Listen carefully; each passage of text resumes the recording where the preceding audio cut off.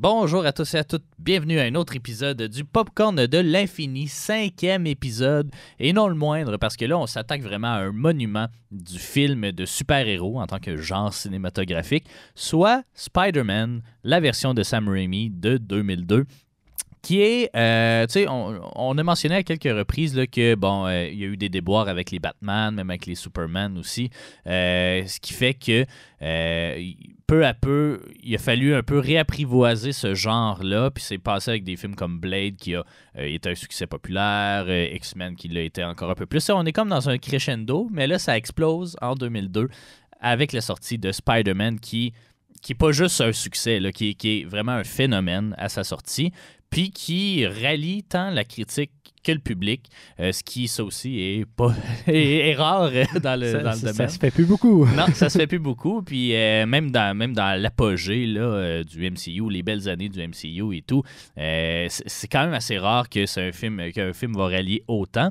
Tu sais, un autre exemple, mais qui n'est pas de Marvel, ben c'est The Dark Knight, par exemple. Là, on est pas mal dans ces années-là, mais bref, c'est ça. C'est la sortie la même année que Blade 2. D'ailleurs, elle a écouté notre épisode précédent à ce sujet, mais c'est Spider-Man, donc qui est devenu canon depuis No Way... Spider-Man No Way Home, No Way Home. qui a réintroduit carrément ce... On a essayé de le cacher longtemps, puis quand le film est sorti, le doute n'était plus là parce que ça se faisait tellement d'années qu'on en parlait. De quand est-ce qu'il va revenir, Tobey Maguire? Parce que honnêtement, c'est un favori des fans, Tobey Maguire en tant que Spider-Man. Il y a beaucoup qui aiment beaucoup. Andrew Garfield, un peu moins. Lui aussi a été rendu canon avec ses Amazing Spider-Man. C'était pas tant lui qu'on aimait pas, mais plus le deuxième film de Amazing Spider-Man. Ouais, le deuxième film d'Amazing Spider-Man qui était pas... on en reparlera. Ouais. On en reparlera dans le futur. Mais honnêtement, Tobey Maguire, il y en a beaucoup que c'est leur Spider-Man, puis c'est le Spider-Man de leur époque. Il y a un facteur de nostalgie là-dedans aussi. Ouais. Andrew Garfield, il y a malheureusement la maladie du deuxième, étant le deuxième Spider-Man. Il a été moins populaire. C'était pas un mauvais non plus. Là, dans le cadre du premier, je trouve que c'était une belle réinvention, mais on en reparlera à ce sujet. On en reparlera à ce sujet en 2011. C'est ça. Mais c'est ça. Donc, il y a Spider-Man qui arrive et puis qui rafle tout. Puis, tu sais, sans dire que c'est un film parfait, là, c'est un film qui coche les bonnes cases. Puis, tu sais, qui a comme fait aucune erreur, tant dans le casting que dans l'action, en tout cas l'histoire qui est proposée, dans le choix de réalisation, même dans la musique. Là, c'est la première fois où il y a une trame sonore, à part les Batman, là, c'est la première fois où il y a une trame sonore qui me reste en tête. Je les réécoute souvent. Bon, ça aide, c'est Danny Elfman, le grand Danny Elfman. C'est sûr que ça aide. C'est devenu la musique de Spider-Man, à part celle des dessins animés, là. Ouais. Mais c'est devenu comme... On associe cette musique-là au Spider-Man de Sam Raimi, de Tobey Maguire. Puis aussi, c'est un film qui a jonglé avec beaucoup de choses. Là. L'histoire d'origine de Spider-Man, on a la mort de l'oncle Ben. Bon, excusez ceux qui ne savaient pas, mais là, c'est son new. Là. Le bouffon vert. Ouais. On a Mary Jane. On a tellement de choses qui se passent dans ce film-là. Ça m'étonne qu'ils ont été capables de rentrer ça dans un 2 heures. Ouais. 2 heures bien senties. Puis, tu sais, un film aussi qui s'éloigne un peu du cartoon. Là. C'est très réaliste dans son approche. Oui. Ça se peut, là, tout ce qui se passe. Là. Contrairement à d'autres Spider-Man des années 80 où là, le téléfilm / la série là, qui était risible. Risible, mais en même temps, beaucoup de budget pour un film du genre, puis quand même quelque chose qui a pavé le chemin, on pourrait dire avec quelque chose, tu sais, juste fun fact sur le petit téléfilm, juste parce qu'on en parlera pas plus après. C'est la scène où est-ce qu'il se balance, c'est une vraie scène, donc c'est une vraie acrobatie, mais c'était tellement dangereux qu'ils ont réutilisé la même scène plusieurs fois. Donc on parle du téléfilm des années 70. C'est 1980 ou 1980, ouais. Mais bref, c'est ça. On est ailleurs, là. On est dans vraiment, là, avec ce film-là, ou avec le succès de ce film-là, c'est là que le genre de super-héros va exploser. On parlait à quel point Blade, oui, c'était des bons films, oui, ça connaît un bon succès, mais c'est pas un super-héros connu. Spider-Man, tout le monde le connaît. Puis, habituellement, ça fait que les gens sont plus critiques envers le matériel vu que tout le monde le connaît. Puis là, il y en a eu certaines critiques quand même sur le film, mais globalement, avec du recul, puis même à l'époque, ça reste un très, très bon film. Ouais. Ça reste une approche intéressante. Par contre, on voit que Spider-Man a été écrit. C'est dur de faire un film sur un personnage qui est aussi vieux, là, 1962, sa création. Plusieurs séries de comics aussi. C'est dur de faire quelque chose. Je pense que c'est super réussi. On reparlera plus tard des comics. Mais c'est dur de recréer un univers puis de repartir à zéro puis de faire... Non, ça m'étonne tellement qu'il ait pu rentrer l'histoire d'origine, le bouffon vert, tous les personnages, Harry Osborn, Mary Jane, Oncle Ben, Tante May, tous ces personnages-là. Puis maintenant, on les associe. Tu sais, j'associe les acteurs à ces personnages-là. Tu sais, moi, c'est mon Spider-Man, comme tu le mentionnais, même si Tom Holland existe, là. Mais Mary Jane, ça va rester. Ça va rester Kristen Dunst pour moi. Tu sais, Harry Osborn, ça va rester James Franco. Le Green Goblin, ça va toujours, je crois, rester Willem Dafoe. Quoi qu'il y en a un autre dans les Amazing Spider-Man, là, qui est Dane DeHaan. Mais ouais, non, c'est ça. C'est Willem Dafoe, il n'y a pas meilleur bouffon vert. C'est ça. Exact. Ça se peut que je dise le gobelin vert, même si c'est techniquement le bouffon vert, mais... Ouais, c'est dur en anglais, Green Goblin aussi. On parle du même personnage. Ouais. Petit tour de la fiche technique, je l'ai mentionné, Sam Raimi, le réalisateur du film. À l'époque, il était quand même connu, mais pas tant. C'était des succès un peu d'estime, notamment sa série Evil Dead, qui a 3 films, si je ne m'abuse. Il avait fait une adaptation de Darkman, qui aussi, je crois, qui est dans l'univers, soit DC ou Dark Horse, là, je ne sais plus trop. Il n'était pas étranger au genre, mais c'est un projet que tout le monde s'arrachait et depuis longtemps. Et c'est Sam Raimi, finalement, qui l'a gagné parce qu'il était vraiment très passionné par Spider-Man. C'était James Cameron qui devait le réaliser. À un certain moment, c'était Chris Columbus qui finalement est allé tourner les 2 premiers Harry Potter. C'était de la grosse pointure qui se présentait. Puis Sam Raimi, il vient du cinéma d'horreur, un peu comme Guillermo del Toro avec Blade 2, même si dans ce film-là, ça se ressent, mais légèrement. Ça se ressent plus dans le 2. On en parlera dans le 2. Mais c'est ça. Donc, Sam Raimi arrive et c'est ça. Probablement que son cachet était réduit aussi, vu que c'est pas un gros nom. Fait que ça a permis d'investir de l'argent ailleurs. Ça l'a mis sa map un peu. Oui, exactement. Le scénariste principal, parce qu'il y en a 3, là, mais c'est David Koop, qui lui aussi, là, il est dans le top 10 des scénaristes qui a engendré le plus d'argent avec ses films. C'est le scénariste de Jurassic Park, c'est le scénariste de Mission Impossible, de Indiana Jones aussi, pas les premiers, mais les derniers, malheureusement. Mais c'est ça, donc c'est un scénariste qui connaît bien cet univers, qui est un bon scénariste. C'est tout usage, je sais pas comment le dire. Là. Il avait pas fait de super-héros avant de faire Spider-Man, mais il avait fait, c'est ça, Carlito's Way aussi là, de Brian De Palma. Bref, c'est ça, vraiment un excellent scénariste. Puis au niveau de la distribution, on l'a mentionné un peu. Aujourd'hui, on le prend pour acquis, Tobey Maguire, mais c'était pas un choix unanime. Un peu comme quand on avait annoncé Daniel Craig comme James Bond. Là, tout le monde était comme, mais là, il ne fit pas le profil. Puis finalement, une fois qu'on voit le résultat, on est comme, OK, je vois pas qui d'autre pouvait le faire. Parce qu'à la base, ça devait être Léo DiCaprio. Ça, j'étais pas au courant. Mais Tobey Maguire, le premier film, pas convaincu, il prend sa place dans le deuxième, vraiment. Là, au niveau du personnage de Peter, par contre, dans le premier, ça fit. Ouais, c'est ça. Ça fit avec le personnage de Peter Parker qu'on a créé pour le film, qui est différent de celui des comics. Là, on va en parler tantôt. Kirsten Dunst, comme j'ai mentionné aussi, mais moi, c'est sûr, quand j'ai vu le film, j'avais 9-10 ans. Fait que c'était mon kick quand j'étais plus jeune, parce que c'est ça, c'est la vie. Willem Dafoe, qui, c'est ça, on l'a mentionné. C'est pas Tante May ton kick? Ah non. D'ailleurs, elle est toujours vivante, hein, l'actrice qui fait Tante May. Là, je pense qu'elle a 94, 95, il faudrait voir. On va parler aussi du phénomène des Tantes May qui rajeunissent. Ouais, c'est ça. James Franco, maintenant il est soft cancel, si on veut, mais c'est ça.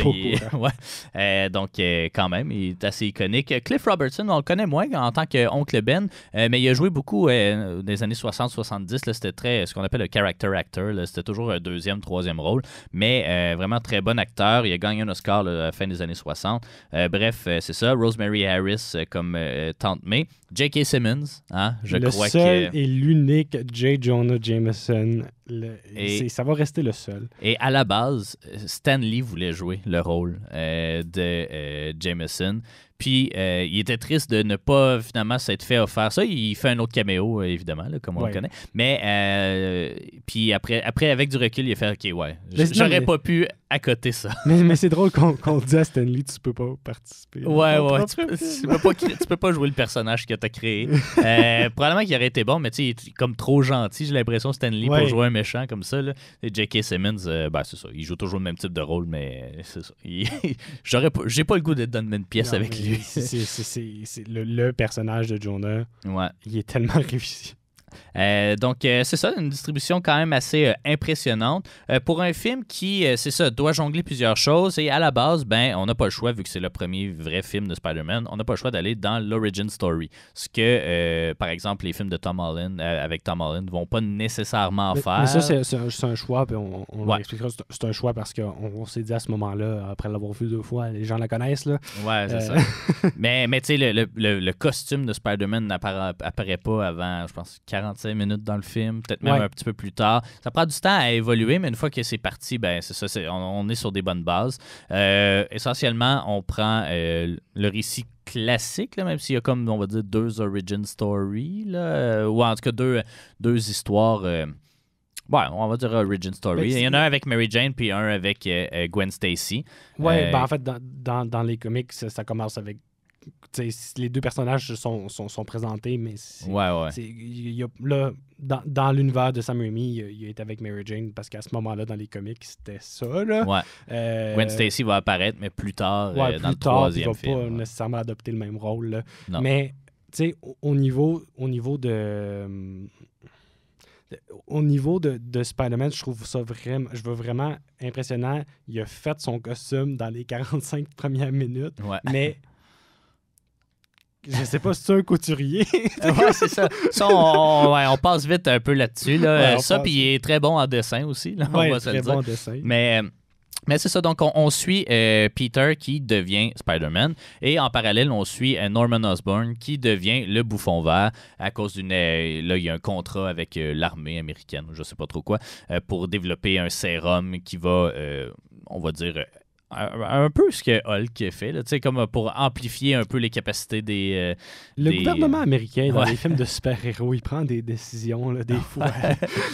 En tout cas, je sais pas si je sais pas si c'est une réflexion de la réalité du gouvernement américain, mais c'est ça. J'espère que non. Ils sont toujours en développement de nouvelles tactiques militaires, puis ça donne toujours des vilains, mais sauf pour Hulk. Mais bref, quoique, c'est un semi-vilain. Bref, donc, c'est ça. Et puis, il devient... donc le Bouffon Vert, et il veut se venger de ceux qui n'ont pas cru en son projet. Puis Spider-Man veut l'arrêter en tant que Friendly Neighborhood Spider-Man. Donc, c'est un peu ça pour l'histoire. Il n'y a rien de trop développé parce que, comme tu l'as mentionné, il y a tellement de choses à mettre sur la table. Dans le 2e Spider-Man, là, déjà, on va mettre un peu plus de chair autour de l'os, puis prendre le temps de bien construire le vilain avec Dr. Octopus. Mais bref, donc, c'est ça. Le classique origin story. Et puis très bien exécuté à plusieurs niveaux. Au retour de la pause, on va s'intéresser justement à l'aspect comics des films, puis on va revenir du film, pardon, et on va revenir au film. Donc voilà, vous êtes au Popcorn de l'infini sur les ondes de CFAC 88.3 FM.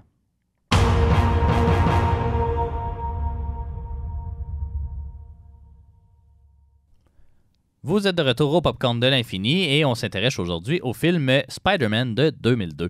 David, tu sais, je pense que dans le monde des bandes dessinées, des comics en fait, il y en a très peu qui sont universellement connus, on va dire. Là. Il y a Batman, Superman, puis l'équivalent à tout ça du côté de Marvel, c'est Spider-Man, qui...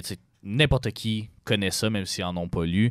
Et puis, il y a vraiment beaucoup de comics, beaucoup de c'est ça, d'histoires qui ont été faites de vilains, une grosse galerie de vilains et tout. C'est pas le comic avec le plus d'issues de Marvel, mais par contre, c'est un des plus populaires, puis c'est un qui se vend le mieux, on ne se le cachera pas. Là. Mais d'où est né justement ce personnage-là? Puis parle-nous un peu de comment ça se présente, comment est-ce qu'on... Un lecteur qui veut lire Spider-Man, comment est-ce qu'on se prend? C'est Stan Lee et Steve Ditko qui ont créé Spider-Man dans Amazing Fantasy numéro 15. Puis c'est un gamble parce qu'ils se sont dit, c'est la dernière issue d'Amazing Fantasy. J'ai eu cette idée-là, Stan Lee disait, j'ai eu cette idée-là d'un personnage, mais c'est un peu loufoque. Mais comme c'est la dernière issue, ben, je peux prendre des chances. Fait qu'il l'a mis là. Puis les gens l'ont tellement aimé qu'ils ont parti de la propre série qui s'appelle Amazing Spider-Man, qui a starté en 1963, donc l'année d'après, un an après. Puis ils ont commencé ça, puis on a un Peter Parker scientifique, un nerd, on va le dire comme ça, qui se fait intimider, puis là, qui va... on connaît un peu l'origine après le film. L'origine, on va dire qu'elle est semblable à quelques exceptions près, mais pas assez différente pour dire « wow, c'est très différent ». Mais dans les comics, ça va être quelqu'un de vraiment intelligent, donc il va faire son propre costume, il va faire ses propres web shooters, entre guillemets, ce qui ne se passe pas dans le film, et c'est une des plus grandes critiques des gens qui connaissent les comics, c'est que Peter, pour faire ses web shooters, je dirais que par contre, ça vient pas comme... Ça reste comic accurate, puis là, c'est un hot take, mais pour les fans de Spider-Man, j'ai lu 700 comics de Spider-Man et plus. C'est le super-héros que j'ai le plus suivi dans les comics. C'est mon super-héros préféré. Puis, c'est pas la première fois qu'on voit des web shooters organiques dans les Spider-Man. Ça l'arrive beaucoup. Ça l'arrive à plusieurs reprises. Mais je vais amener un bémol là-dessus, juste pour le truc des web shooters, parce que c'est important. C'est souvent la plus grande critique des itérations de Sam Raimi. On en parle justement dans No Way Home, on l'apporte en joke, mais c'est pas comic inaccurate. Par contre, ça l'apporte un grand déséquilibre, puis j'ai pas l'impression, en écoutant Spider-Man 2002 avec Tobey Maguire, j'ai pas l'impression que c'est un génie.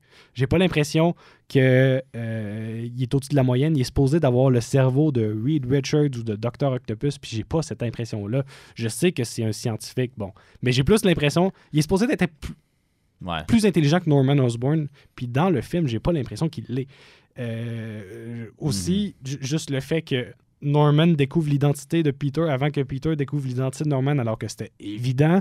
Toutes ces choses-là me font dire, c'est pas un génie. Ouais. C'est pas le pogo le plus dégelé de la part. Dans le 2, on va remettre l'accent un peu sur le fait que c'est un scientifique, ou en tout cas qui s'intéresse à ça, sans le mettre comme génie. Oui, c'est ça. Mais alors que c'est supposé être un génie de quelqu'un de vraiment doué, puis ça fait partie d'un scientifique. Justement, son premier combat, c'est contre le Vulture, qu'on n'a pas présenté dans la trilogie de Sam Raimi, qu'on a présenté dans No Way Home, une chose différente, là. Mais contre le Vulture, puis il va inventer un gadget qui va faire en sorte que les ailes du Vulture, c'est comment qu'on l'appelle en français? Je sais pas. Le Vulture! Je sais pas, j'écoute pas en français. Là. Ça doit être genre la version originale. Le rapace? Non, je sais pas. C'est quoi pas. Un Vulture? C'est un oiseau. On reviendra après la pause. Ouais, c'est ça. Avec ça. Il va inventer un petit gadget pour l'empêcher de voler parce qu'il se rend compte que ses ailes, ils fonctionnent avec l'électromagnétisme. Là, on n'a pas ce genre de choses-là dans le premier. Il n'y a pas de gadget. Il n'y a pas de gadget. C'est pas une personne de gadget. C'est vraiment plus organique. Pour pas faire de jeu de mots.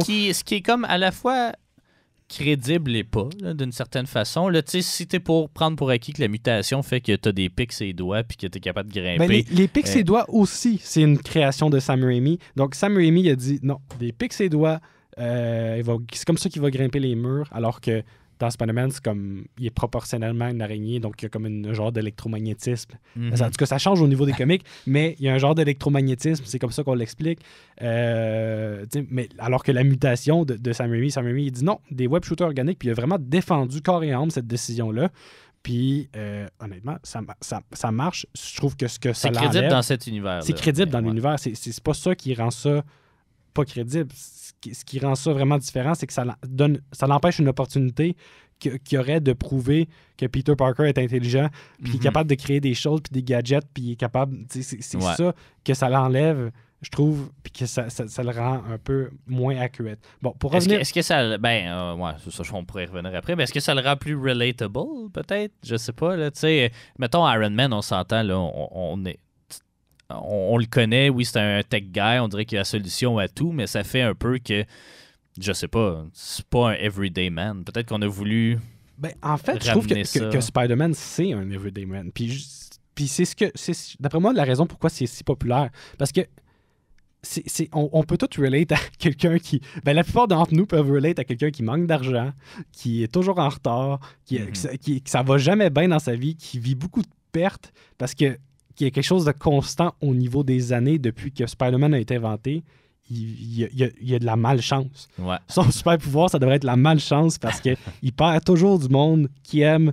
Il est jamais capable de tout faire parce qu'il manque de temps, parce qu'il n'est pas capable de jongler. Il n'a jamais assez d'argent, à part dans certaines occasions où est-ce qu'il y a une plotline différente qui évolue. Mais reste, somme toute, que c'est supposé être un personnage qui est relatable. Malgré qu'il soit un génie. Ouais, c'est ça. Quand il a été créé, c'est le premier personnage qui était adolescent. Premier super-héros adolescent. Et aussi, qui fait intéressant, quand il a été créé, c'était un personnage qui était détesté de la police, détesté... pas détesté des citoyens, mais détesté de la police, puis détesté en majorité... Le système travaillait contre lui, voulait l'empêcher d'être un super-héros. Détesté par J. Jonah Jameson aussi. Ouais. Là. Bref, il faisait ça sans avoir aucun merci en retour. Puis, ce qui est aussi... Ce qui est, d'après moi, l'identité centre de Spider-Man, c'est son oncle Ben, la perte de son oncle Ben, parce qu'avant de perdre son oncle Ben, je vais le dire comme ça, il utilisait ses pouvoirs pour gagner de l'argent, son gain personnel. Là, il réalise à l'avant de son oncle Ben qu'il y a une responsabilité. With great power must come great responsibility.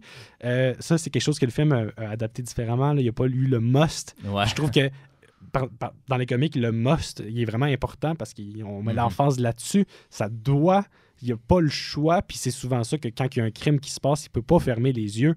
Et c'est ça qui lui coûte les plus grands moments de sa vie personnelle. C'est quelqu'un qui a sacrifié sa vie personnelle au service des autres.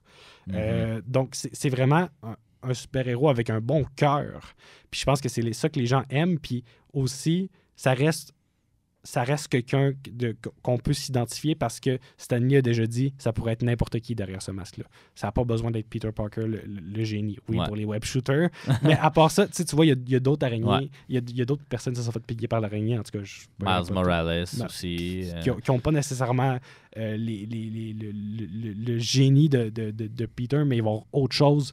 Puis, tu sais, c'est pas important qui est derrière le masque. C'est une icône de valeur. Donc, bref, tout ça pour dire qu'en revenir au comic, je dis que j'en ai lu 700, j'ai pas lu les 700 premiers. J'ai lu à certaines époques différentes. J'ai lu, bien sûr, la création, la série de Stan Lee puis de Steve Ditko.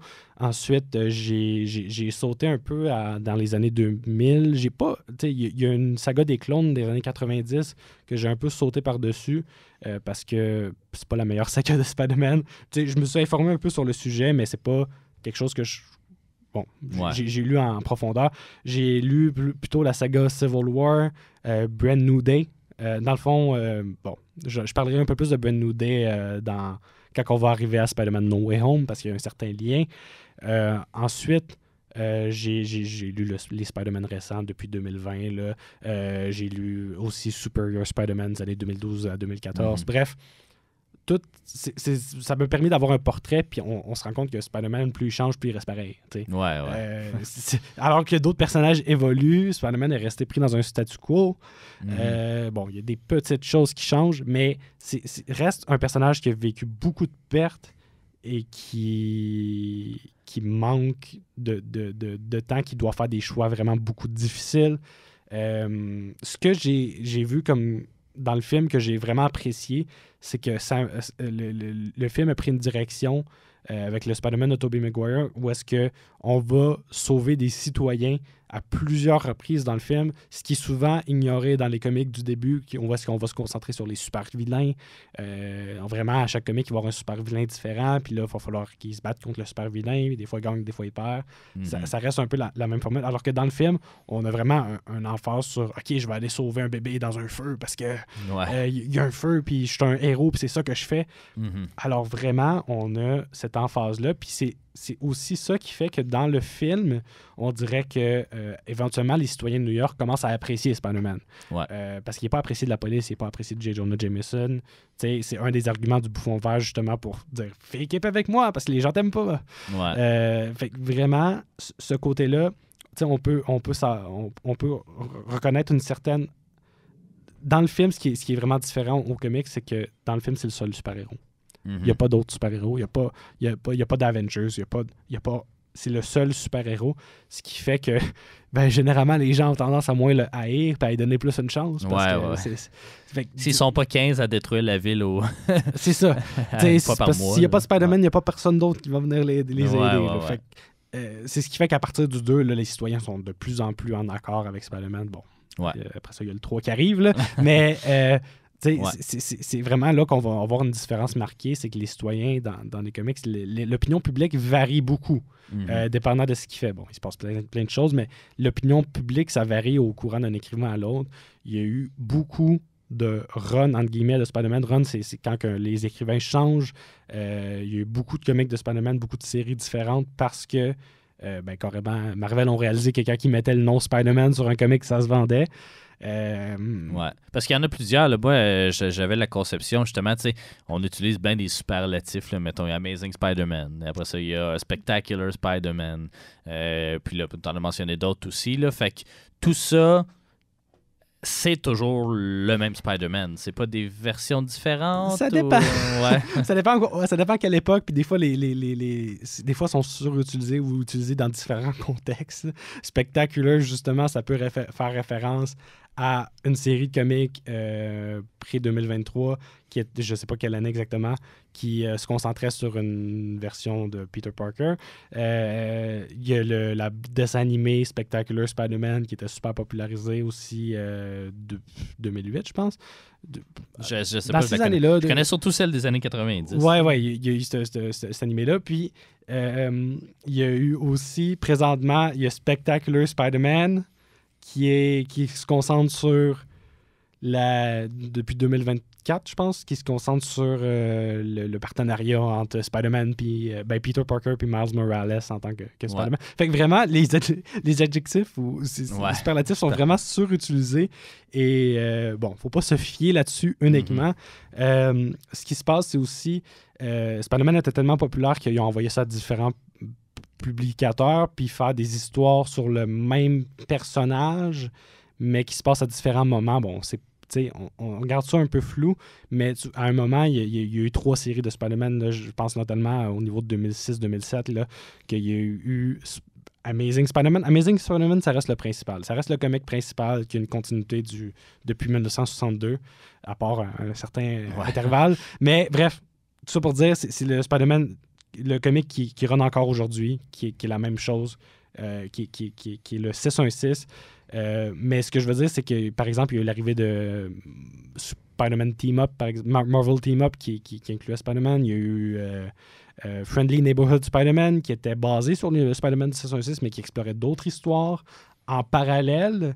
Au Amazing. Puis en plus, tu as eu à un moment Marvel Knight Spider-Man en 2008. Puis ça, c'était Marvel qui avait essayé d'ouvrir un nouveau publisher, que eux autres, ils exploraient différentes facettes des super-héros. Donc, c'était vraiment des Spider-Man qui abordaient, c'est un de mes favoris là, d'ailleurs, qui abordaient des thématiques différentes, reliées à la famille, l'amour, tout ça. Mais bref, c'est quelqu'un qui veut commencer aujourd'hui. Il y a plusieurs options. Il pourrait commencer du début de 1962 au numéro 1. C'est pas une mauvaise idée. Par contre, les comics deviennent lourds à lire à un certain moment parce que dans le temps, c'était beaucoup de mots et moins de dessins. Ça peut prendre 30-45 minutes lire un comic avant, alors qu'aujourd'hui, ça peut prendre 15 minutes. Fait qu'il y a vraiment comme tellement de comics qui sont sortis de Spider-Man, les gens ne veulent pas nécessairement recommencer au début. Puis il y a des points d'entrée, justement, pour ces lecteurs-là qui sont un peu moins expérimentés, disons-le. Quand il y a un nouvel écrivain, c'est toujours un bon moment de rentrer. Présentement, justement, il y a un nouvel écrivain qui rentre après la run de... c'est quoi son nom? Je le rapporterai après la pause. Bref, il y a une run présentement qui est moins appréciée, là, qui run depuis 2022. Qui a justement participé à l'écriture de Deadpool et Wolverine. C'est pour ça que je trouve... Zeb Wells. La run qui est pas tellement appréciée, là, ça marche pas beaucoup. Fait que Zeb Wells va se faire remplacer par un autre écrivain que j'espère va faire une meilleure run. Bref, un bon moment pour commencer, c'est toujours au numéro 1. Donc, généralement, ce qui se passe, c'est qu'il va y avoir 2 comptes présentement. Il va y avoir un compte Legacy Numbering, ça s'appelle. Donc, c'est le nombre d'issues du Amazing Spider-Man depuis le début. J'ai lu récemment le numéro 900. On se dirige vers le 1000. Moi, je pense qu'on est rendu à 950. 925, 950, entre 925 et 950, là, je sais pas lequel. Bref, ce qu'on peut dire, c'est qu'il y a presque 950 comics de Amazing Spider-Man, sans compter les autres à part, en parallèle, qui sont sortis. Puis, tu as le series numbering, qui est le numéro... depuis souvent qu'il y a un nouvel écrivain qui rentre en place, un nouveau volume qu'on va appeler. Donc, c'est toujours une bonne idée de commencer à n'importe quel numéro 1. Par contre, il y a un point d'entrée qui est particulier, c'est Brand New Day. C'est, si je ne me trompe pas, 540. Au niveau de 545 dans 2008 qui est sorti, ça c'était un renouveau de l'univers Marvel. Donc, il y a quelque chose qui a changé la timeline. Je n'irai pas dans les détails, là, c'est super compliqué. Mais qui vont comme repartir à zéro parce qu'ils ont remarqué qu'il fallait peut-être faire un renouveau pour donner un peps à Spider-Man en 2008 parce qu'il y avait... il voulait attirer des jeunes lecteurs parce que c'est pas tout le monde qui connaissait Spider-Man depuis 1962. Fait que, il gardait les mêmes personnages, mais il avait changé certaines choses. Bon, il a donné une explication, bien sûr, dans les comics, explication qu'il n'était pas très populaire. Par contre, au niveau de Ben New Day, c'est un point d'entrée favori pour beaucoup de gens. Par contre, c'est pas les comics favoris de tout le monde. Donc, numéro 1, commencez n'importe où. Puis malgré tous ces nombreux issues-là, est-ce que le Spider-Man de 2002 est basé sur quelque chose? Ben oui. Il est basé sur l'histoire d'origine de Peter Parker. C'est une adaptation, bien sûr, c'est pas 100%. Il est basé sur la mort de Ben Parker. Il est basé sur... le combat toujours entre le Bouffon Vert et Spider-Man. Fait intéressant, dans les comics, Spider-Man a beaucoup plus de raisons d'haïr le Bouffon Vert que dans le film. C'est le Bouffon Vert qui a tué Norman Osborn, qui a tué Gwen Stacy dans les comics. Donc, il y a vraiment beaucoup plus de raisons de l'haïr que dans le film. Dans le film, c'est seulement c'est un méchant. C'est un méchant, gentil, je dois l'arrêter. Donc, c'est la ça. bonne chose à faire. L'idée de faire équipe avec Spider-Man. Mais justement, c'est tellement un grand vilain. C'est un des arcs vilains de Spider-Man. En fait, Spider-Man a 3 arcs vilains. Le Bouffon Vert, il y a Dr. Octopus et il y a Venom. On peut voir que Sam Raimi a été dans cette direction-là pour les 3, pour ces 3 films. Donc, il a vraiment épuisé tous les vilains principaux. Parce qu'il est correct à faire. Dans il était supposé en faire un 4e, mais finalement, là, c'est avec le succès il n'y avait plus d'arc vilain. mitigé. C'est ça. Il y aurait eu Mysterio, peut-être, qui aurait pu être intéressant. C'est ça, mais c'est des vilains de Spider-Man. Il y a son premier vilain qu'il a combattu, c'est quand même le Vulture. Mais les arcs vilains, c'est vraiment... Des vilains qui reviennent encore récemment dans la série de Zeb Wells, justement. Spider-Man se bat contre le Bouffon Vert, qui est encore Norman Osborn, qui est mort à un certain moment dans les comics, de la même façon que dans le film. Désolé pour le spoiler, mais bref. Si vous voulez pas d'autres spoilers, allez écouter le film. On va le spoiler bientôt. Là, c'est ça. On va rentrer dans le spoiler bientôt. On va rentrer dans le spoiler bientôt. Mais bref, ça va arriver de la même façon dans les comics que dans le film, à quelques différences près. Chose manquée, peut-être, pour le film, pourquoi la scène de combat sur le pont, ça se passe sur le pont de Queensboro, alors qu'il y a un très bon pont à New York qui aurait pu être utilisé pour faire cette scène-là. Ouais. Ça s'appelle le pont de Brooklyn, qui aurait une signification. Tous les fans de comics auraient fait « Wow! » Ouais. Ils ont adapté le comic, mais le fait il qu'il n'était pas disponible pour tourner. Je sais pas. Mais le pont de Brooklyn, dans le fond, pour ceux qui ne savent pas, dans les comics, dans les comics, c'est pas Gwen Stacy, c'est la première la première romance, Love Interest de Peter Parker, et c'est aussi la personne que Norman Osborn va tuer. En fait, c'est pas Norman Osborn qui va tuer directement Gwen Stacy, il va la pitcher en bas d'un pont. Un peu comme qu'on a vu, comme on l'a vu faire avec Mary Jane dans le film. C'est pour ça que je me suis dit pourquoi ils l'ont pas fait sur le pont de Brooklyn. Bref, c'était pas disponible pour tourner. Ouais, c'est ça. Et il a pitché Gwen en bas du pont. Puis Peter, en voulant sauver Gwen, ben, il a cassé le cou en lançant sa toile sur son pied. Ça l'a donné un choc à son corps. Puis ça l'a tué Gwen. Puis bref, Gwen, depuis ce temps-là, n'est pas... à quelques reprises, est revenue dans les comics, mais souvent sous forme de fantôme ou quelque chose de clone. Mais n'est pas revenu depuis ce temps-là. Par contre, on a appris récemment que Marvel prévoyait réanimer... OK, ça, c'est quelque chose qui se passe beaucoup dans les comics. Réanimer des personnages qui meurent. Justement, le bouffon vert. Là. Mais bref, c'est quelque chose qui se fait un peu moins dans les films, du moins qu'on voit moins souvent. Mais c'est quelque chose qui est très présent dans les comics. On réanime des personnages qui sont morts. Mais par contre, ce qui est intéressant dans les comics de Spider-Man directement, c'est qu'on veut pas... on va soutenir... La mort de Ben, elle est quand même respectée tout au long du comic. Ça veut dire que la raison que Peter Parker, c'est un super-héros, c'est que son oncle Ben, il est mort par sa faute. Puis ils n'ont pas tenté de venir de faire ça. Oui, ils ont apporté des différentes timelines des Ben. Ils ont même apporté un Ben tueur en série dans Friendly Neighborhood Spider-Man. Je sais pas pourquoi ils ont fait ça, mais ils ont fait ça. Mais quand même, ils ont essayé de respecter un peu la raison que Spider-Man est devenu un héros. Ils n'ont pas rapporté le Ben Parker, à part...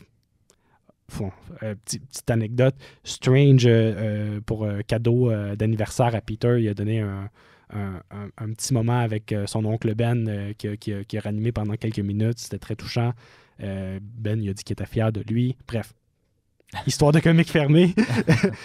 À part ça, ça a quand même été très bien respecté. Donc, tu vois, c'est quelque chose que les films ont comme force, c'est que quand un personnage meurt, ça a un impact. Parce que dans les comics, Miss Marvel meurt puis elle réanime dans un an. Ouais, c'est ça. C'est pas...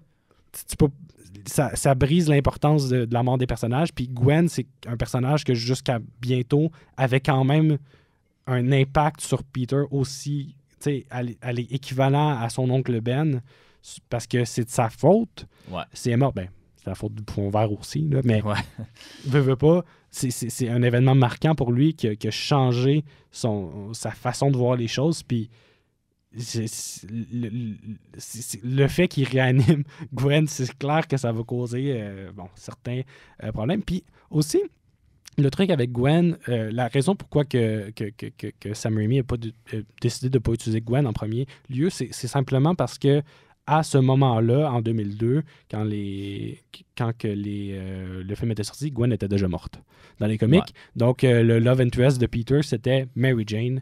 Et ça l'est toujours. C'est compliqué, là, c'est comme un long téléroman. Là. À ce moment-là, ils étaient mariés. Là, ils sont plus. Bon, le changement de timeline. Mais... ça pour dire... Ouais, c'est ça. Ils ont emporté Mary Jane parce qu'à ce moment-là, c'était le personnage qui était le Love Interest. Mais si tu demandes à quelqu'un qui a vraiment grandi avec les vieux comics de Spider-Man, va te dire que Gwen, c'était le plus grand amour de Peter. Et il pourrait te dire ça encore aujourd'hui. Fait que vraiment... mais au niveau de 2002, on était rendu à Mary Jane. Et c'est pour ça qu'il a été... Bon, il va rapporter Gwen dans le 3e film, si je ne me trompe pas. Ouais, exact. Mais sous une autre forme. Parlons du film, justement, parce que on a... Puis, tu sais, c'est ça, c'est normal, le Spider-Man, c'est un gros c'est un gros personnage, un gros héros. Donc, c'est normal, il y a beaucoup de choses à dire dessus. Le film, je trouve que, comme tu mentionnes, réussit à bien condenser tout ça. Puis, moi, ce qui m'a peut-être plus parler au niveau du film ou au niveau de l'arc narratif des personnages, c'est un peu justement cette recherche de figure paternelle-là. D'un côté, tu as Peter qui perd son oncle, qui n'est pas son père, mais qui est la personne qui l'a élevé, essentiellement. Et puis, de l'autre côté, tu as Harry qui perd un peu son père. Parce que, même si là, tu me disais que dans les comics, en théorie, Harry et Norman ne s'entendent pas du tout. Mais... sans sérum de gobelin, Norman, c'est un très mauvais père. Je pense que dans le film, c'est pas un super bon père, mais au moins, il semble démontrer un peu d'amour. Dans les comics, il vendrait littéralement son âme. Là, donc, je pense pas que ça, au niveau, c'est 100% pareil. Là, ouais. Mais Peter va trouver un peu en Norman une figure paternelle vers qui se tourner, ce qui fait un peu chier Harry, ce qui va le faire, ça va empirer de film en film, là, essentiellement. Ouais. Mais c'est ça, c'est cette question de relation père-fils-là qui est présente dans les comics aussi, mais qu'on a réaffirmé vraiment plus, je trouve, dans celui-là que dans même les autres Spider-Man, là, que ce soit les Amazing Spider-Man. Ou... Bon, on a essayé de faire de quoi avec Happy là, dans les... ouais. C'est spécial. Ouais, c'est ça. Mais bref, moi c'est ce que j'ai bien aimé. Puis aussi, c'est un film qui... On est au début du CGI, là, même si ça fait déjà entre 5 et 10 ans qu'on l'utilise à échelle variable. Sam Raimi vient justement d'un univers où on fait tout practical, sans CGI. Puis, finalement, c'est comme c'est le studio d'effets spéciaux qui a dit « Ouais, mais je pense qu'on est capable d'atteindre le niveau pour que, justement, ils peuvent... il peut se web-shooter dans la ville puis que ça paraît pas que c'est du green screen ou que c'est telle affaire. » Puis honnêtement, à part certains trucs là, qui ont... À part le moment où est-ce que le monde se transforme en squelette. Ouais, c'est ça. Le monde se transforme en squelette. Il y a certaines scènes aussi en... c'est ça, où il est vraiment plus haut dans les buildings, puis que là, tu sens que c'est comme le golden hour, là, le soleil se couche, puis tout, là, tu sens que, OK, ouais, il y a un petit peu de digital là-dedans. Même chose quand il apprend ses pouvoirs, puis qu'il saute de toi en toi. Ça aussi, on le sent un petit peu, mais outre ça, là, c'est des choses qui ont vraiment très bien vieilli. Et c'est ce qui a fait exploser essentiellement le budget du film, qui était de 70 millions à la base, puis qui finalement est monté en haut de 100 millions, parce que on s'est rendu compte que le Gobelin vert, il est vert. Puis tourner sur un green screen avec quelqu'un qui est habillé en vert, ça marche pas. Fait qu'il fallait qu'il dédouble les scènes. Fait que le Gobelin vert faisait ses scènes sur un écran bleu, puis Spider-Man sur un écran vert. Ce qui fait que... Ouais, c'est ça. Puis, tu sais, c'est comme... ça va de soi, mais je pensais qu'il l'avait fait sur un écran vert, puis c'était pour ça qu'il était moins vert. Ouais, c'est ça. Mais c'est vrai que c'est pas un vert très assumé, mais ils se sont rendus compte que c'est ça a impacté quand même pas mal. Mais je trouve que, tu sais, ça paraît que l'argent est allé à la bonne place. Là. Des fois, mettons, tu as des films à 100 millions de budget, il y en a 50 que c'est Robert Downey Jr., puis le 50 pour le reste du film, fait que des fois, ça paraît. Là, on sent qu'il y a vraiment un souci de qualité dans tout ce qu'on appelle le production value, fait que ce soit les décors, les costumes, les effets spéciaux et tout, on le sent à l'écran, puis ça en fait un film un peu plus vrai, je trouve. Il n'y a pas une tonne de scènes d'action. Il y a celle, justement, à Times Square, qui est clairement un studio, là. Avec le balcon qui s'effondre et tout. T'as la scène dans l'incendie. T'as la scène finale avec le pont puis la confrontation. Mais à part ça, t'as pas une tonne de scènes d'action. Moi, quand ils ont enlevé la scène finale puis se sont comme transportés du pont à la vraie scène finale, je me suis dit, ils ont manqué de budget. Ouais, c'est ça. Ils avaient plus le droit de tourner sur le pont. Là. Exact. Mais tu sais, tant qu'à moi, c'est son seul défaut au film. Tu sais, c'est normal, il y a trop de choses à build-up, mais... C'est ça, il n'y a pas de scène d'action aussi mémorable que dans le 2, disons, où là, Dr. Octopus sème le chaos vraiment partout. Oui. La scène du train, la scène finale avec l'espèce de soleil qui explose. Il n'y avait pas ça, mais en même temps, il y avait tellement de choses à mettre dans ce film-là. Au niveau... Si on revient plus aux personnages en particulier, j'aimerais ça juste mentionner au niveau des personnages. Je disais que Norman Osborn était différent. Par contre, Willem Dafoe fait un bon Norman Osborn. Ouais. Harry se ressemble. Mary Jane se ressemble aussi. Se ressemble. Je dis pas juste le personnage en tant que tel. Si je fais référence au comic, la seule personne qui n'est pas à sa place, c'est Peter Parker. qui est semblable, mais pas un génie. Je vais le rementionner. Ouais. Par contre, il y a quelque chose que j'aurais aimé qu'ils explorent, qu'ils vont pas explorer nécessairement beaucoup dans la trilogie de Sam Raimi, un petit peu plus dans le 3e, mais c'est l'identité secrète de Spider-Man. Ouais. Spider-Man adopte une identité secrète. La raison qu'il se fait un costume puis qu'il ne se fait pas juste se promener de même, c'est qu'il veut protéger sa famille. Comme tu vois, Tante May, elle se fait attaquer parce que Norman Osborn découvre que c'est Peter qui est Spider-Man. Mais pourtant, ça ne l'empêche pas de se promener sans masque, à la pluie. Bon.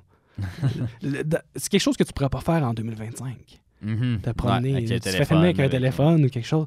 Là, il va rencontrer Mary Jane, mais Mary Jane n'a pas réalisé que c'était Spider-Man, ça je le comprends pas non plus. Là, parce que 5 minutes... Elle réalise à la fin. À la fin, il y a un baiser final où Spider-Man, où Peter Parker il dit non, je sortirai pas avec toi. Puis là, ils s'embrassent, puis il y a comme une reaction shot qui montre que... Je reconnais ce baiser. Je l'ai pas catché, ça, mais elle aurait dû le reconnaître quand il a dit littéralement 5 minutes avant I was in the neighborhood, puis après ça, il a dit la même chose en tant que Spider-Man. Selon moi, OK. Mary Jane, ça n'a pas été le personnage le plus intelligent toujours, mais ça a été quand même pas... elle n'est pas stupide, là. Non. dans les comics, est-ce qu'elle a le même arc? C'est-à-dire, là, tu sais, elle vient d'un milieu un peu plus populaire, elle veut devenir actrice et tout. Dans les comics, c'est une supermodel. Ça devient une supermodel, ça devient une actrice, ça devient toujours cette personne-là. Il n'y a pas nécessairement le fait qu'elle a grandi dans une mauvaise famille. Oui, mais pas tant que ça. C'est plus la vie chez sa tante Anna, qui n'est pas un personnage du film, mais dans le fond, la réalité dans les comics, c'est que tante Anna, c'est l'amie d'Aunt May. C'est comme ça que Peter et Mary Jane se connaissent, parce que, c'est tout ça. Mais... parce que Tante May, elle n'arrêtait pas de la chialer et de dire « Je veux que tu rencontres la fille à Tante Anna. » Puis là, lui, il dit « Oh non, je suis sûr qu'elle va pas être belle. » Puis là, il la rencontre, puis là, elle est belle. Puis, fun fact, c'est vraiment ça dans les comics, malheureusement, là, qui se disait, là, je ne l'ai pas inventé, là, mais quand il rencontre Mary Jane dans les comics, Stan Lee le décrit... Dans les comics, ils l'ont fait de la même façon que Stan Lee a décrit la première fois qu'il a rencontré sa femme. Je trouvais que c'était un détail important. Il n'y a pas cette scène-là dans les films. T'as pas la scène où est-ce que Mary... Là, alors qu'on a un film où est-ce qu'ils grandissent ensemble, donc c'est différent. Puis où est-ce qu'elle vit toujours dans un mauvais milieu. Donc c'est différent, mais c'est pas... Faut passer vite parce que je veux qu'on donne c'est ça, qu'on se garde du temps pour donner nos popcorn. Oui. Mais je veux juste réexpliquer un peu le phénomène au box-office que ça a été. Spider-Man en 2002, ça a été le premier film de l'histoire à faire plus de 100 millions en une fin de semaine. On parlait à quel point Blade c'est un succès. Dans sa run totale, Blade a fait 150 millions. Là, en 3 jours, il a fait 100 millions. Il a fait 200 millions en 9 jours, je crois. Ça a été un succès monstre qui a battu Spider-Man, qui a battu Harry Potter à sa sortie. Puis même Titanic, qui n'avait pas fait ça, qui était le plus gros succès au box-office, ça, c'est parce que c'est un film qui a duré longtemps au cinéma, alors que Spider-Man... Mais je me souviens... Pas juste au cinéma, il a duré longtemps tout court. Ouais, mais je parle au niveau des recettes. Titanic a fait 1,9 milliard de dollars. Là. On est loin de ça. Spider-Man, dans sa run totale, va faire 850 millions de dollars, ce qui va l'amener au 6e film qui fait le plus d'argent de l'histoire. En 2002, maintenant, il est rendu loin dans la liste parce que en bas d'1 milliard pour un blockbuster, c'est un échec. Là. Mais c'est ça. Puis, il va vraiment battre tout plein de records. Puis, sur un budget de 100-130 millions, là, ce qui fait que c'est un film qui est hautement profitable, là, qui va vraiment amener beaucoup de recettes chez les studios de Sony, ce qui va donner des suites, ce qui va donner des spin-offs éventuellement. On va l'utiliser longtemps, mais ça a pris du temps avant qu'on se rende là, justement, à partir des années 70, qu'on essaie justement de capitaliser sur le succès de Superman. Après ça, dans les années 80-90, où on essaie de capitaliser sur le succès de Batman. Mais finalement, c'est en 2000. Puis là, ça va vraiment... Tu sais, regardez ce film-là aujourd'hui, c'est une construction assez normale d'un film de super-héros. On va se baser quasiment sur ce film-là pour toutes les autres origin stories qu'on va connaître pour la suite, là, au niveau de la structure narrative. Mais ça, c'est immense succès au box-office. Il y a des memes de ce film-là qui durent encore aujourd'hui. Ouais, puis qui vont même être canon dans le MCU. Fait que c'est ça. Bref, c'est vraiment un succès monstre. Et puis, qui va seulement être battu, en fait, ironiquement ou pas, là, par Spider-Man 3. Le 2 va connaître un succès à peu près similaire, mais c'est le 3, parce que là, les deux premiers étaient bons. Tout le monde avait tellement d'attentes, puis le 3, finalement, sans être un mauvais film, il est un moins bon film que les deux autres. C'est pas un mauvais film. Moi, je trouve que je l'apprécie. C'est juste qu'ils ont essayé de tout mettre dedans. Dit, dans le premier, on était capable de faire plein de choses, fait qu'on va faire la même chose, sauf qu'on va mettre 3 vilains. Ouais, c'est ça. Puis dès qu'il y a plus que 2 vilains, ça part en couille. On peut penser à Amazing Spider-Man 2, puis... En fait, c'est ça. Moi, je pense que tu pourrais faire 2 vilains, mais d'une autre façon. ouais. Plus que 2 vilains. Ouais, mais bref, tu sais, c'est ça. Fait que immense succès critique et commercial. 2 nominations aux Oscars. C'est le premier film qui va être de Marvel qui va être en nomination aux Oscars. Il va pas le gagner. C'est Spider-Man 2 qui va gagner meilleurs effets spéciaux, mais c'est ça. C'est un pas dans la bonne direction des films de super-héros qui, c'est ça, rencontrent un public, puis qui plaît à tout public aussi, là. Tu sais, tu connais, Blade, ça plaisait pas à ben non, public. Ça c'est sûr. Ma mère a vu Spider-Man, puis elle les regarde pas, les films de super-héros. Mais c'est le film qui l'a mis sur la map, là, tout le monde sait c'est qui. Exact. À cause... Déjà, les gens savaient c'était qui, mais c'est encore à cause... Tu sais, il y a eu la série animée, les comics, tout ça, mais là, avec le film, il n'y a pas personne qui sait pas c'est qui Spider-Man. Ouais.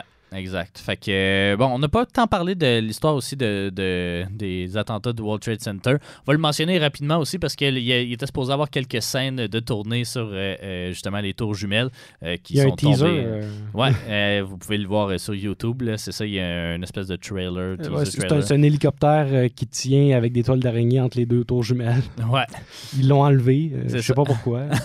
Parce que le film a été tourné en 2001, sorti en mai 2002. Puis surtout, ça a été un succès, mais c'est à un moment que New York avait tellement besoin d'un super-héros. Le film n'a pas la connotation triste parce qu'ils l'ont tourné avant. Là. Mais c'est un moment que New York avait tellement besoin de croire à un super-héros. Puis ce film-là a réussi là-dedans pour les gens de New York, je trouve. Ouais, exact. Au retour de la pause, on va attribuer nos fameux popcorn et puis on continuera sur les fun facts dans Spider-Man 2 dans quelques épisodes. Donc on revient dans quelques instants.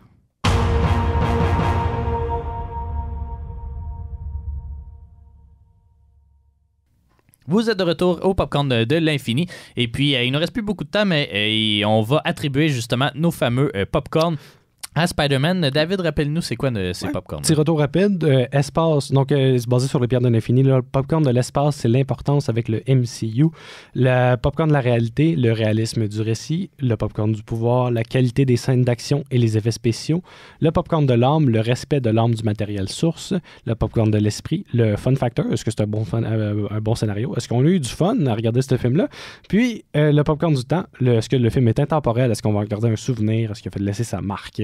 Donc, on va commencer avec le popcorn de l'espace. Est-ce que ce film-là, selon toi, a une importance avec le MCU? Ben, il n'a pas été pensé pour ça. Mais j'ai comme tendance à vouloir y donner une certaine importance juste parce que la rencontre des 3 Spider-Man est tellement importante dans l'arc narratif du Spider-Man de Tom Holland sur, peut-être plus la storyline sur Gwen Stacy puis tout ça, là, qui va être dans No Way Home. Mais, à la fin de No Way Home, les 3 sont réunis, les 3 combattent justement Electro, puis je sais plus trop Vulture. Même les vilains vont revenir. Ouais, c'est ça. C'est dur à dire, ça n'a pas une importance très très grande dans le MCU en général, mais dans le Spider-Man qui est au centre, pas au centre, mais qui est dans le MCU. Ouais, pour le premier, le fait que Willem Dafoe revient dans No Way Home, pour le fait que J. Jonah... Le vilain est assez principal là, de celui-là. Là, pour le fait que J.K. Simmons revient, elle aussi J. Jonah Jameson dans No Way Home, c'est clairement un impact de ce film-là. Ce film-là a un impact sur le MCU. Je donnerais peut-être, je sais pas, je donnerais le popcorn au complet. Je donnerais peut-être une demi. Est-ce qu'il y aurait un MCU sans Spider-Man, par contre? Sans le Spider-Man de 2002. Il ne faut pas le penser comme ça non plus, là, nécessairement, mais est-ce que le succès de ce film-là a fait en sorte que le MCU a pu se produire? Peut-être le premier. Ouais. Je sais pas les autres. Ouais. Mais le premier a vraiment redéfini le genre du film de super-héros, puis c'est un leg au film de super-héros. Donc oui, soyons fous. Est-ce qu'on y met au complet? On y met au complet. Même si ça... Il est pas dans le MCU, mais on va hot take. ça a un impact tellement important sur les films de super-héros du MCU qui vont arriver. Ouais. Bon, au niveau du popcorn de la réalité, est-ce que le récit est réaliste? Oui, moi je trouve que oui. Je trouve que si on était dans cette vague-là dans les années 2000, d'essayer de rationaliser, de sortir un peu de l'aspect cartoonish de la proposition, puis essayer d'amener un peu de réalisme. La seule chose que je trouve pas réaliste, c'est que ça se passe tellement vite. Parce que ouais, ça aussi, ouais. Mary Jane, là, dans le même comment film... il fait son costume. Comment il fait son costume. Mary Jane, dans le même film, elle tombe en amour avec Harry, elle tombe en amour avec Spider-Man, elle tombe en amour avec Peter Parker, mais à 3 occasions différentes dans le même film. Ouais. Puis ça passe du high school à l'université. Ouais. Là, ils ont pris des acteurs adultes pour jouer des ados. Ça, Hollywood aime bien faire ça. Parce que c'est ça. Mais parce que les ados doivent aller à l'école. Mais, tu sais, il manque ce côté-là de. Voyons, là, c'est un peu intense. Là, moi, je trouve du jour au lendemain, d'un jour, elle ignore presque complètement Peter. Puis là, du jour au lendemain, elle est comme, hey, je suis en amour avec toi. Ouais. On sait pas sur combien de temps le film se passe. En même temps, ça a l'air de se passer vite, mais... Ça a l'air de se passer très vite. Pas de repère comme, hey, je sais que je suis en amour avec ton meilleur ami il y a comme 2 semaines, mais là, je suis en amour avec toi. Puis là, c'était comme, OK. Ouais. OK. Mais, tu sais, à part ça, bon, si on parle du 100% de réalisme... Il y a le sérum aussi qu'on sait pas trop d'où ça vient, puis c'est quoi, puis tout ça, là. En même temps, est-ce qu'on a besoin de savoir? Tu sais... ce que je trouve aussi, c'est qu'on a vraiment exploré le Gobelin comme une deuxième personnalité de Norman, ce qui est une bonne décision. C'est accurate. Il y a vraiment un changement d'attitude de Norman qui est plus marqué, je trouve, dans ce film-là. Donc, oui, c'est bon, OK, c'est bon, on y donne. La pierre du pouvoir, qualité des scènes d'action, effets spéciaux. J'aurais tendance à y donner. Oui, c'est quand même marquant pour l'époque. Là. Fait oui. Si on compare ça à Blade 2, on est ailleurs. On est ailleurs. Popcorn de l'âme au niveau des comics. Je sais que, la plupart des gens le donneraient pas, le popcorn à ma place, à cause simplement des web shooters, mais comme je disais, c'est tellement l'occasion manquée de démontrer que Peter Parker est un génie. C'est tellement une occasion manquée. Mais le film est excellent. Le film est excellent, ça me donne le goût d'y donner, mais je peux pas. Je peux pas. C'est pas... Parce qu'il n'existe pas de Peter Parker pas génie. C'est ça? C'est un des hommes les plus intelligents du monde dans les comics. C'est pas le plus intelligent, mais c'est un des hommes les plus intelligents du monde. Quand tu dis que Dr. Octopus a inventé une machine à un moment donné pour contrôler plein de choses avec ses rayons de cerveau, puis tout ça, puis que Peter, quand il met la machine, il est capable d'en faire plus, ça veut dire que Peter est plus intelligent que Dr. Octopus. En gros, c'est quand même notable. Fait que, alors que, tu sais, ils n'ont pas la même éducation non plus. Dr. Octopus, plusieurs doctorats, c'est un génie lui aussi, mais Peter, lui, il n'avait pas cette éducation-là à ce moment-là. C'est un génie dans son propre... Puis dans le film, j'ai pas senti ça. Fait que je peux pas y donner. Juste à cause de ça. Hot take. C'est bon. Au niveau... C'est quelque chose qui aurait pu être réglé, par contre, avec le fait de juste faire ses propres web shooters. Dans le 2, peut-être qu'il va pouvoir se mériter une demi-étoile, un demi-popcorn. Peut-être. On va voir. Au niveau de l'esprit, fun factor, bon scénario. Moi, je donne. Facile. C'est un bon film. Je l'ai répété. Au niveau du temps, c'est un film intemporel. On y donne aussi. Donc, il y a le popcorn du temps. Donc, ça fait 5 popcorn sur 6. 5 sur 6, exactement. 5 popcorn sur 6, quand même. Pour un film pas dans l'MCU, c'est bon. Pour un film pas dans l'MCU, c'est excellent.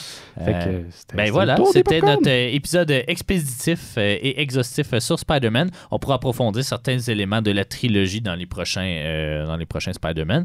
Mais d'ici là, on en a d'autres à couvrir. Et le prochain, ce sera Daredevil de 2003, qui lui aussi, à cause de Deadpool et Wolverine, est devenu canon à cause d'Electra. Ça a vraiment changé la timeline, mais écoute, Moi, Daredevil, c'est pas un héros que je connais. Par contre, c'est un héros je sais qu'il opère à New York. Donc, je vais avoir du fun à apprendre à le connaître. Puis il est quand même relativement connu à cause de séries Netflix et tout. Oui, c'est un personnage assez connu. Les gens savent c'est qui. C'est pas du niveau de Spider-Man. Mais par contre, il partage beaucoup de vilains avec Spider-Man, Wilson Fisk notamment. Ouais. Mais justement, ça va être intéressant de voir cette adaptation-là au grand écran. Oui, exactement. Ben, David, merci beaucoup de nous avoir transmis ta passion pour Spider-Man pour cet épisode. On se retrouve au prochain épisode. C'était le Popcorn de l'Infini.